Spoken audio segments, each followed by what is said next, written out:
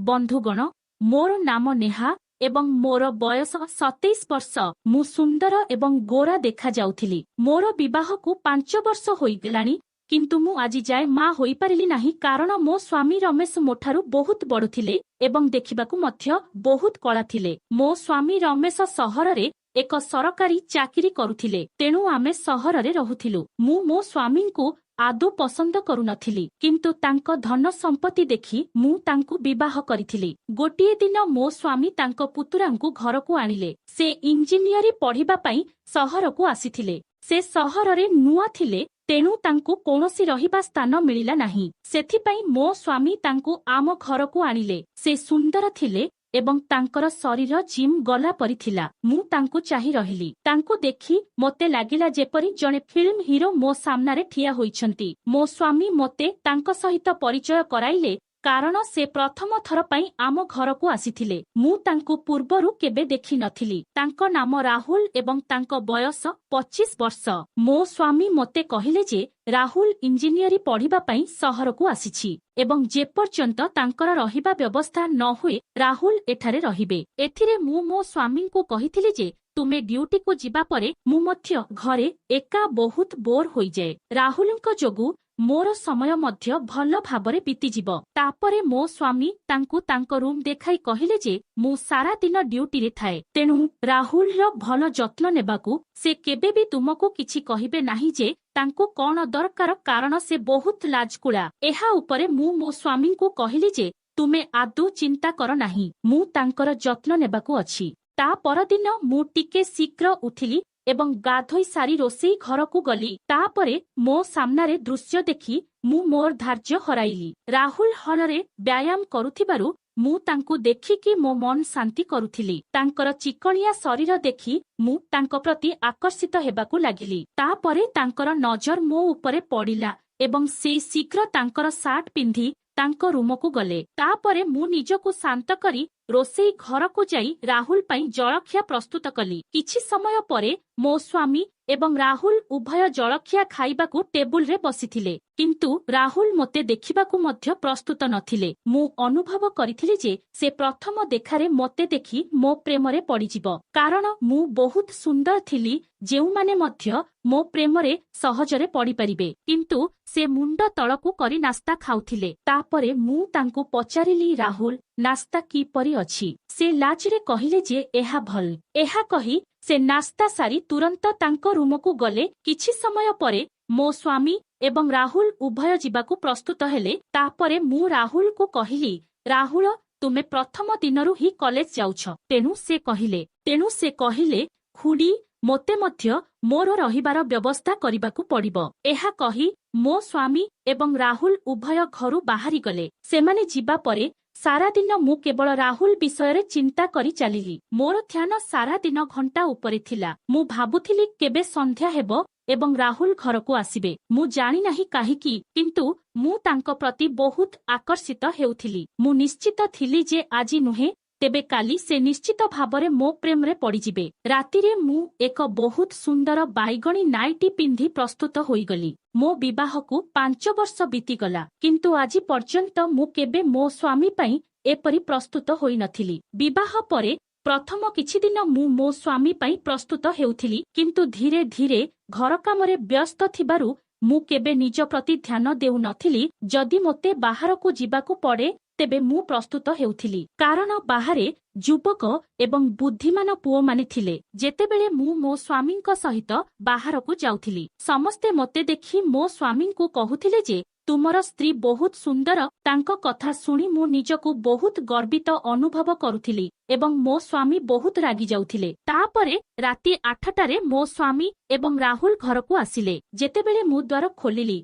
मो स्वामी मोते देखि बहुत खुशी हेले कारण बहुत दिन परे मु एपरी प्रस्तुत होइथिली किंतु जेउ व्यक्तिंक पई मु एते प्रस्तुत होइथिली से मो आड़कू चाहिले नाही। से भीतर को आसी सीधा तांको रूम को गले। तांको आचरण देखि मु बहुत रागी गली। से निजको कौन भाबिथिले एते सुंदर महिला तांको आगरे थाई मध्य से एपरी किपरी व्यवहार करि परिबे। मु मनरे एहा भाबुथिली जेतेबेले मो स्वामी मो पाखकू आसिले एवं कहिले नेहा तुमे आजी बहुत सुंदर देखा जाउछ। तुमे प्रतिदिन मो पई ଏପରି ପ୍ରସ୍ତୁତ କାହିଁକି ହେଉନାହଁ? ମୁଁ ପ୍ରତିଦିନ ରାତିରେ କାମରୁ କ୍ଳାନ୍ତ ହୋଇ ଘରକୁ ଫେରେ ଏବଂ ତୁମକୁ ଏପରି ଦେଖି ମୋର ସମସ୍ତ କ୍ଳାନ୍ତି ଦୂର ହୋଇଯିବ।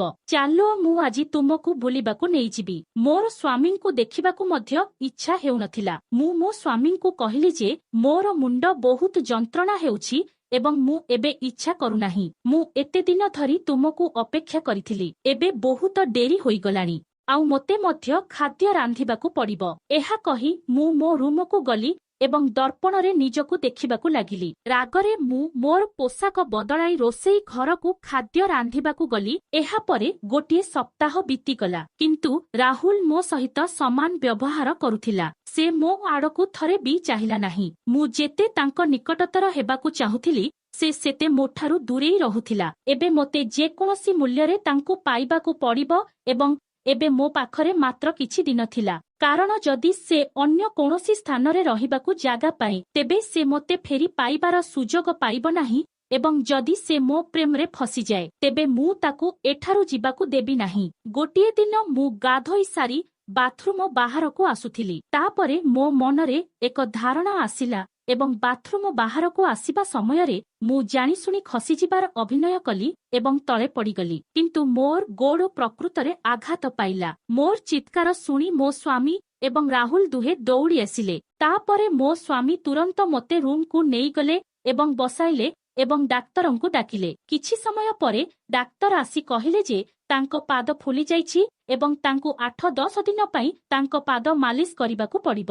ଏହା ଶୁଣି ମୋ ସ୍ୱାମୀ ବହୁତ ଚିନ୍ତିତ ହେବା ଆରମ୍ଭ କଲେ। କିନ୍ତୁ ମୁଁ ମୋ ଜୀବନ ବିଷୟରେ ଚିନ୍ତିତ ନଥିଲି। ମୋତେ କେବଳ ରାହୁଲଙ୍କୁ କୌଣସି ପ୍ରକାରେ ମୋ ଆଡ଼କୁ ଆକର୍ଷିତ କରିବାକୁ ପଡ଼ିଲା। ଡାକ୍ତର ଚାଲିଯିବା ପରେ ମୋ ସ୍ୱାମୀ ମୋତେ କହିଲେ ଯେ ଡାକ୍ତର ମୋତେ 8-10 ଦିନ ପାଇଁ ମୋ ପାଦ ମାଲିସ କରିବାକୁ କହିଛନ୍ତି ଏବଂ ମୁଁ ଏତେ ଦିନ ପାଇଁ ଛୁଟି ନେଇପାରିବି ନାହିଁ। ଏବେ କ'ଣ କରିବା? ତୁମର ଯତ୍ନ କିଏ ନେବ? ତୁମେ ଗୋଟିଏ ସ୍ଥାନରୁ ହଲି ମଧ୍ୟ ପାରିବ ନାହିଁ। ତାପରେ ରାହୁଲ କହିଲେ କାକା ଚିନ୍ତା କର ନାହିଁ, ମୁଁ ଖୁଡ଼ୀଙ୍କର ଯତ୍ନ ନେବି। ଏହା ଉପରେ ମୋ ସ୍ୱାମୀ ତାଙ୍କୁ କହିଲେ ଯେ ତୁମେ କଲେଜ ଯିବ ନାହିଁ। ତାପରେ ରାହୁଲ କହିଲେ କାକା ମୋର କଲେଜ ଏବେ ଆରମ୍ଭ ହୋଇଛି ତେଣୁ ମୁଁ କିଛି ଦିନ ପାଇଁ ଛୁଟି ନେଲେ କୌଣସି ଅସୁବିଧା ନାହିଁ। ମୋ ସ୍ୱାମୀ ରାହୁଲଙ୍କ କଥା ଶୁଣି ବହୁତ ଖୁସି ହେଲେ। ସେ କହିଲେ ଠିକ ଅଛି ରାହୁଲ, ଏବେ ମୁଁ ଚିନ୍ତା ନ କରି ମୋର ଡ୍ୟୁଟିକୁ ଯାଇପାରିବି। ଏହା କହି ମୋ ସ୍ୱାମୀ ଡ୍ୟୁଟିକୁ ଗଲେ। ଏବେ ମୋର ଏକ ଭଲ ସୁଯୋଗ ଥିଲା। ରାହୁଲ ପ୍ରତିଦିନ ମୋ ପାଦ ମାଲିସ କରୁଥିଲେ କିନ୍ତୁ ସେ ମୋ ଆଡ଼କୁ ଚାହିଁଲେ ନାହିଁ। ଏହିପରି 3-4 ଦିନ ବିତିଗଲା ଏବଂ ଗୋଟିଏ ଦିନ ମୁଁ ମୋ ରୁମରେ ଥିଲି ଏବଂ ରାହୁଲ ହଲରେ ଥିଲେ। ତାପରେ ମୁଁ ତାଙ୍କୁ ମୋ ରୁମକୁ ଡାକିଲି। ସେ ତୁରନ୍ତ ମୋ ରୁମକୁ ଆସିଲେ। ମୁଁ ତାଙ୍କୁ କହିଲି ମୁଁ ଏଠାରେ ବସି ବହୁତ ବିରକ୍ତ ହେଉଛି, ମୋତେ ରୁମକୁ ନେଇଯାଅ। ତେଣୁ ସେ କହିଲେ ଖୁଡ଼ୀ ମୁଁ ତୁମକୁ ନେଇପାରିବି ନାହିଁ। ଯେତେବେଳେ କାକା ଘରକୁ ଆସିବେ ସେ ତୁମକୁ ହଲକୁ ନେଇଯିବେ। ଯଦି ତୁମକୁ କିଛି ଦରକାର ହୁଏ ମୋତେ କୁହ, ମୁଁ ତୁମ ପାଇଁ ଆଣିବି। ମୁଁ ତାଙ୍କୁ କିଛି କହିପାରିଲି ନାହିଁ। ମୁଁ ତାଙ୍କୁ କହିଲି ଠିକ ଅଛି, ମୋର ଏବେ କିଛି ଦରକାର ନାହିଁ।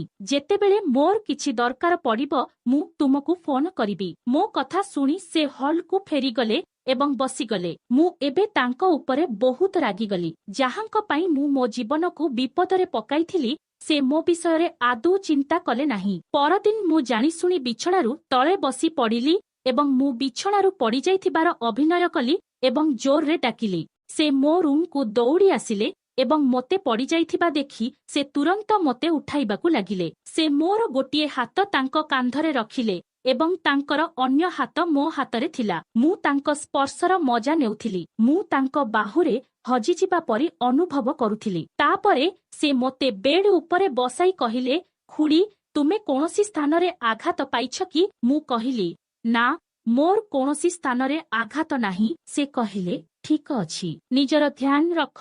ଏହା କହି ସେ ଚାଲିଗଲେ। ଏବେ ତାଙ୍କର ସ୍ପର୍ଶ ମୋତେ ବହୁତ ଅସ୍ଥିର କରିଦେଇଥିଲା। ମୁଁ ତାଙ୍କ ବିନା କିଛି ଭାବି ପାରୁନଥିଲି। ମୁଁ ପ୍ରତିଦିନ ପଡ଼ିଯିବାର ଅଭିନୟ କରିବାକୁ ଲାଗିଲି ଏବଂ ରାହୁଲ ମୋ ପାଖକୁ ଦୌଡ଼ି ଆସି ମୋତେ ଉଠାଇ ବିଛଣାରେ ବସାଉଥିଲେ। ଏହିପରି 8-10 ଦିନ ବିତିଗଲା ଏବଂ ତାପରେ ମୋ ସ୍ୱାମୀ ପୁଣି ଡାକ୍ତରଙ୍କୁ ଡାକିଲେ। ତାପରେ ଡାକ୍ତର କହିଲେ ଯେ ତାଙ୍କ ଗୋଡ଼ ଏବେ ଠିକ ଅଛି। ଏହା ଶୁଣି ମୋ ସ୍ୱାମୀ ବହୁତ ଖୁସି ହେଲେ। କିନ୍ତୁ ମୁଁ ଭାବିବାକୁ ଲାଗିଲି ଯେ ଏବେ ମୁଁ ରାହୁଲଙ୍କ ପାଖକୁ ଯିବାର ସୁଯୋଗ ପାଇବି ନାହିଁ। ସେଥିପାଇଁ ମୋର ମନୋଭାବ ବହୁତ ଚିଡ଼ଚିଡ଼ା ହୋଇଗଲା। ମୁଁ ସାରା ଦିନ ଭାବୁଥିଲି ଯେ ମୁଁ କଣ କରିବି ଯାହାଦ୍ୱାରା ରାହୁଲ ମୋ ପ୍ରତି ଆକର୍ଷିତ ହୁଅନ୍ତି। ଥରେ ମୋ ସ୍ୱାମୀଙ୍କୁ ଡ୍ୟୁଟିରୁ ଘରକୁ ଯିବାକୁ ପଡ଼ିଲା। ତୁମେ ନିଜର ଯତ୍ନ ନେବ ଏବଂ ରାହୁଲ ଏଠାରେ ଅଛି, ତେଣୁ ତୁମର ଯାହା ଦରକାର ହେବ ତାକୁ କୁହ। ମୋ ସ୍ୱାମୀଙ୍କ କଥା ଶୁଣି ମୁଁ ବହୁତ ଖୁସି ହୋଇଥିଲି। ଏବେ ମୁଁ ରାହୁଲଙ୍କ ନିକଟତର ହେବାର ସୁଯୋଗ ପାଇଥିଲି।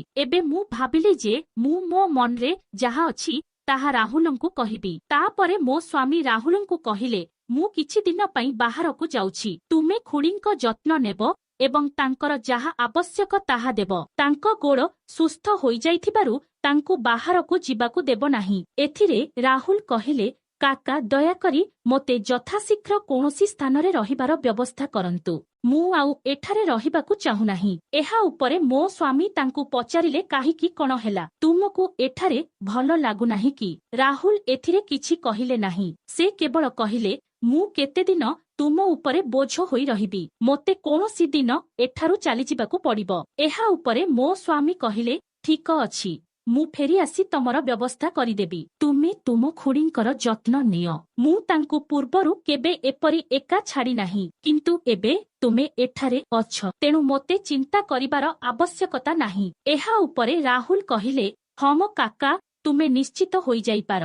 ମୁଁ ଖୁଡ଼ୀଙ୍କ ଯତ୍ନ ନେବି। ରାହୁଲଙ୍କ କଥା ଶୁଣିବା ପରେ ମୋ ସ୍ୱାମୀ କାମ ପାଇଁ ବାହାରକୁ ଗଲେ। ରାହୁଲ ତାଙ୍କ ରୁମକୁ ଯାଉଥିଲେ ଯେତେବେଳେ ମୁଁ ତାଙ୍କୁ କହିଲି, ମୁଁ ତୁମ ସହିତ କିଛି ଗୁରୁତ୍ୱପୂର୍ଣ୍ଣ କଥା ହେବାକୁ ଚାହୁଁଛି। ସେ କହିଲେ, ମୋତେ କୁହ କଣ କଥା? କିନ୍ତୁ ସେ ମୋ ଆଡ଼କୁ ନ ଚାହିଁ କହୁଥିଲେ। ମୁଁ ରାହୁଲଙ୍କୁ କହିଲି, ମୋତେ ଦେଖ, ମୋ ଭିତରେ କଣ ଅଭାବ ଅଛି। ମୁଁ ଦେଖିବାକୁ ବହୁତ ସୁନ୍ଦର ଏବଂ ପୂର୍ଣ୍ଣ ଶରୀର ଅଛି। ତୁମେ ଯାହା ଚାହୁଁଛ ମୁଁ ତୁମକୁ ଦେବାକୁ ପ୍ରସ୍ତୁତ।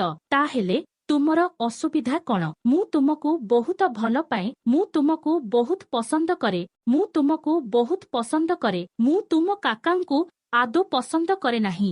ଯଦି ତୁମେ ପ୍ରସ୍ତୁତ, ମୁଁ ତୁମ କାକାଙ୍କୁ ଛାଡ଼ି ସବୁଦିନ ପାଇଁ ତୁମ ସହିତ ରହିବାକୁ ପ୍ରସ୍ତୁତ।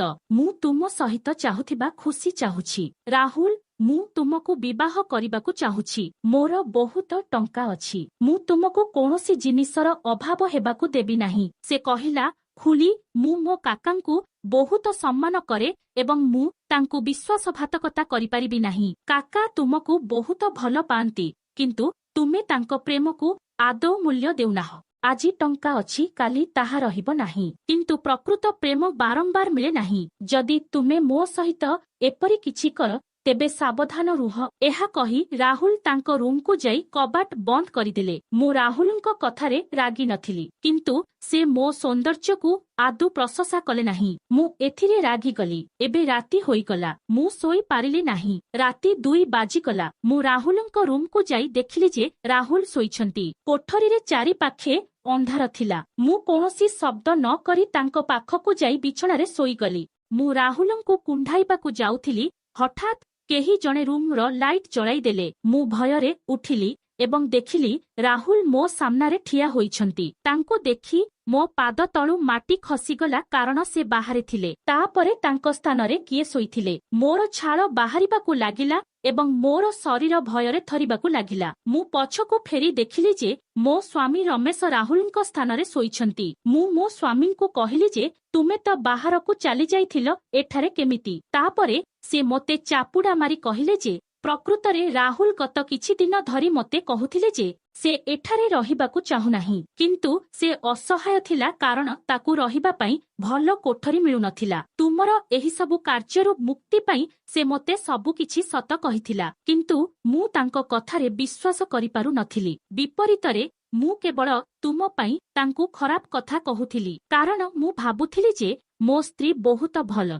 ସେ କେବଳ ମୋତେ ଭଲ ପାଏ, କିନ୍ତୁ ଏହା ମୋର ବଡ଼ ଭୁଲ ଥିଲା। କିନ୍ତୁ ସେ ମୋତେ ବାରମ୍ବାର କହୁଥିଲେ, କାକା, ମୋ ଉପରେ ବିଶ୍ୱାସ କର, ନଚେତ୍ ଗୋଟିଏ ଦିନ ଖୁଡ଼ୀ ତୁମକୁ ମାରିଦେବେ।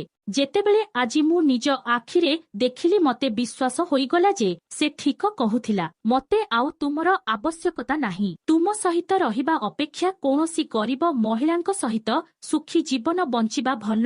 ଏହା କହି ମୋ ସ୍ୱାମୀ ମୋତେ ଘରୁ ବାହାର କରିଦେଲେ। ବନ୍ଧୁମାନେ, ଯଦି ତୁମକୁ କାହାଣୀଟି ପସନ୍ଦ ଆସିଲା, ତେବେ ଭିଡିଓଟିକୁ ଲାଇକ୍ କର ଏବଂ ଯଦି ଚ୍ୟାନେଲକୁ ନୂଆ ଆସିଛନ୍ତି ତାହେଲେ ସବସ୍କ୍ରାଇବ୍ କରନ୍ତୁ। ଧନ୍ୟବାଦ।